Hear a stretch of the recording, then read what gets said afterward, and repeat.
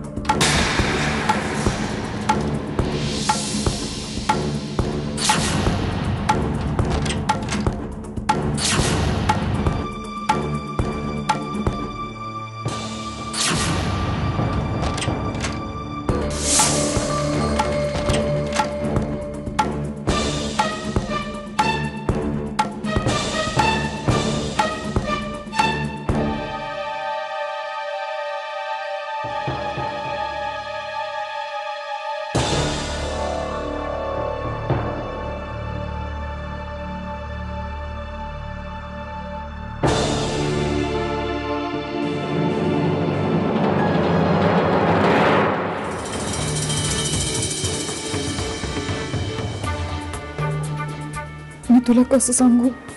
माफी मागण्याचा विचार सुद्धा करू नकोस. सत्यजित, प्लीज प्लीज असं तोडू नकोस.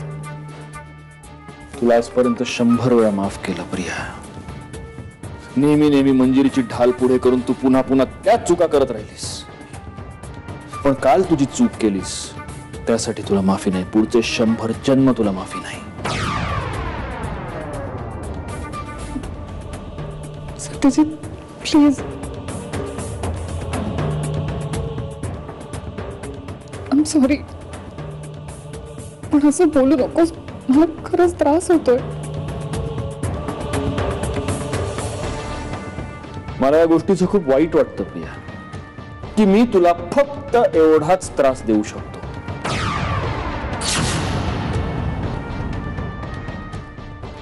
मला माझी चूक मान्य आहे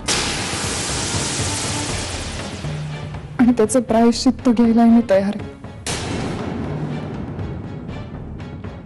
आणि म्हणूनच मी हे घर सोडून चालली कायमची.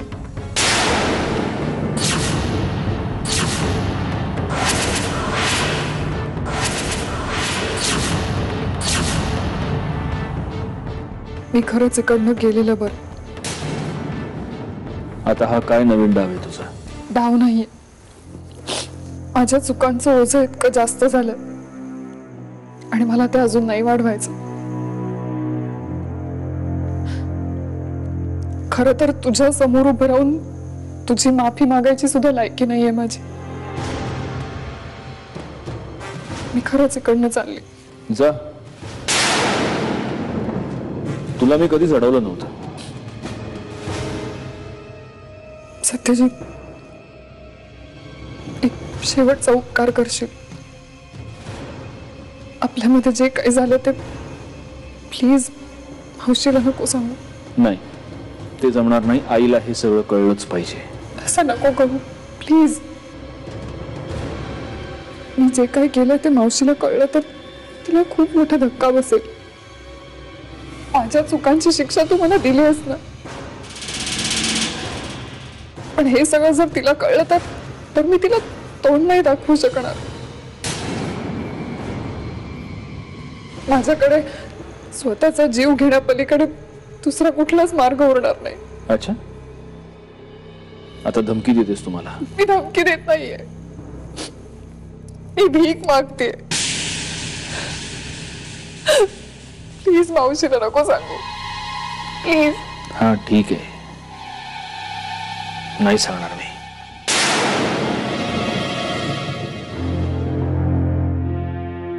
मला माहितीये खरं तर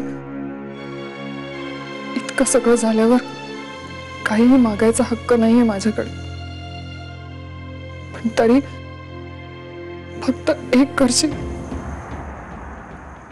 जमलं तर मला माफ कर. तुला जे करायचं होतं ते तू केलंस प्रिया. आता मी तुला माफ केलं काय नाही केलं काय तुला काय फरक पडतो? पडतो.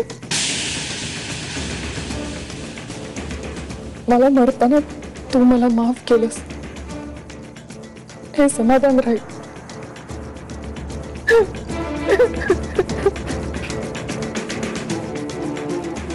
सॉरी.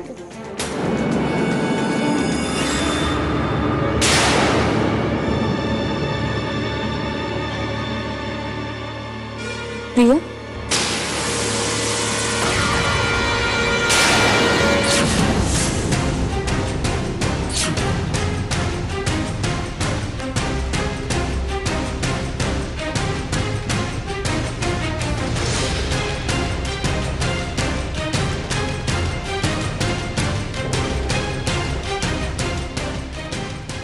प्रिया, तू रडतेस?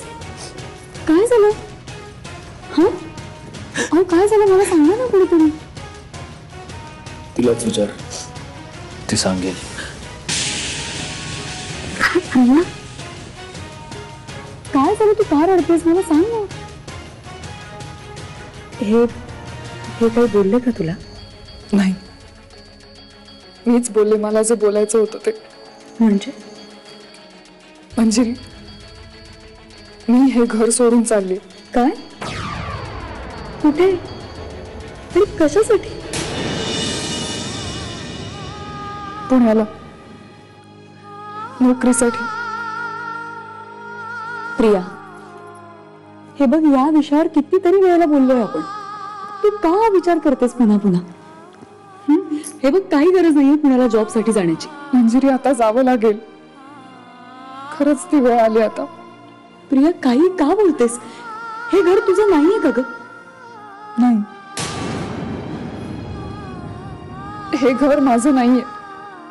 मी मुधोळकर नाहीये आणि व्हायची शक्यताही नाही. तसंही कधी ना कधीतरी हे घर सोडायचंच होतं ना. मला खरंच समजत नाही, हे सतत असं डोक्यात काय येतं तुझ्या? जाऊ दे ना मंजिरी, तू नको विचार करूस. पण मग आता पुण्यात राहणार कुठेस तू? आपलं गेस्ट हाऊस आहे, तिथे राहीन काही दिवस, दुसरी कुठली तरी सोय होईपर्यंत. हे बघ, काही गरज नाही गेस्ट हाऊसवर राहण्याची आणि दुसरी कुठलीही सोय बघण्याची काही गरज नाही. माझं घर आहे पुण्यात, तू तिथे राहा. ओके? नाही मंजिरी, आता दुसरीकडे कुठेही आश्रित म्हणून नाही राहायचंय मला. तसंही आता फक्त इंटरव्ह्यू आहे, जॉब लागला की बघूया.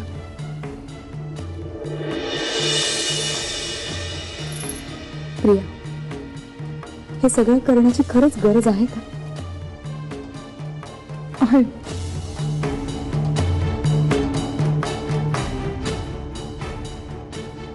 पुण्याला जायची खरंच खूप गरज आहे.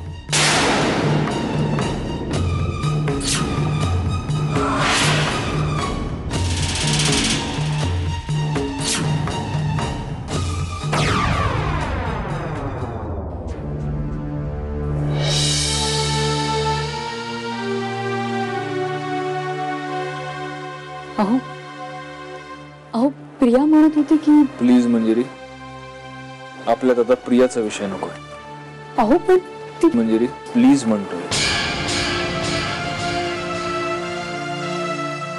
बरं, मी तुम्हाला हे सांगायला आले होते की इथे कोणतरी होतं मगाशी, आपल्या रूम मध्ये डोकावून बघत होतं. काय? हो.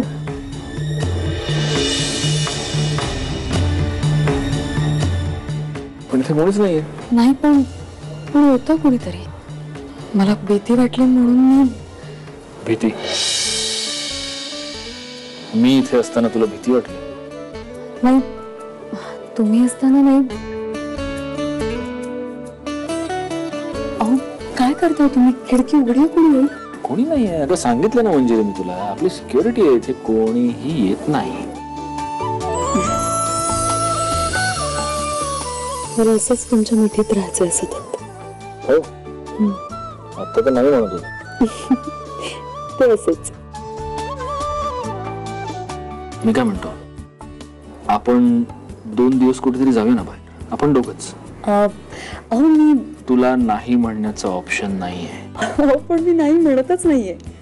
उलट मी म्हणते की मला खूप आवडेल तुमच्या बरोबर बाहेर यायला.